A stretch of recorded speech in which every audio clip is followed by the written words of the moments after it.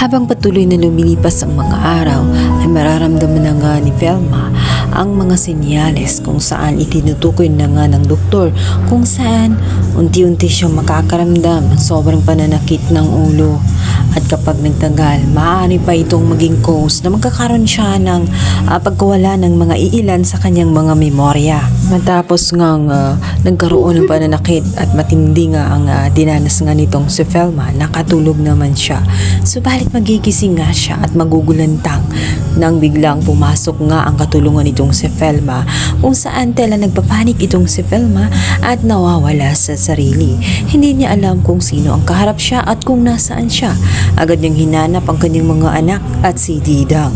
Nakalimutan niya na siya ay nasa Davao kasama nga ni Noah dahil sila ay kasalukuyang nagpapagamot ng palihim.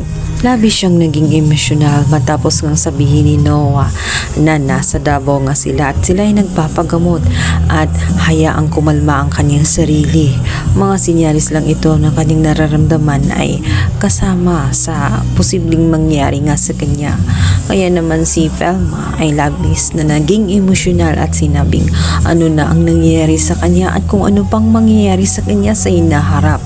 Takot na takot siya. Walang nagawa si Noah para kumalma nga itong si Velma ay niyakap na lamang niya ito.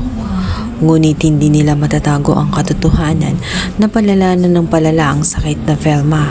At natatakot rin si Velma na baka dumating na nga isang araw na lalong lumubha na nga ang kanyang kondisyon at dumating na nga sa punto na hindi na niya makakilala maging ang kanyang pamilya, mga anak at asawa. Sa kabilang banda, agad namang sumugod itong si Hazel matapos nga siyang bigyan ng isang sobrina kung saan restricted nga siya dahil ilang beses nga siyang nananakit sa mga anak nga nitong si Velma. Kaya naman si Velma ay naghain ng restriction order.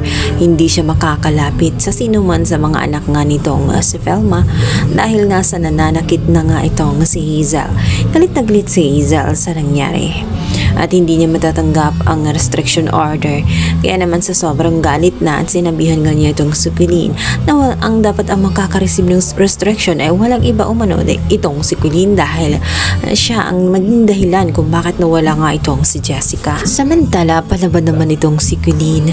Ayon sa kanya, ang lahat ng mga nangyayari sa kanya ay deserve niya. Deserve niyang mawalan ng anak, deserve din niyang mawalan ng asawa dahil hindi naman talaga kayang pagtiisan ang kanyang pag-uugali. Kaya naman lumalayo ang lahat sa kanya. Kaya naman sa sobrang inis nga nitong si Hazel ay hindi na siya makatiis. Ipinalamon nga niya ang papel na restriction order dito kay Quilin. Kaya naman todo na nga ang depensa nitong si Andrea.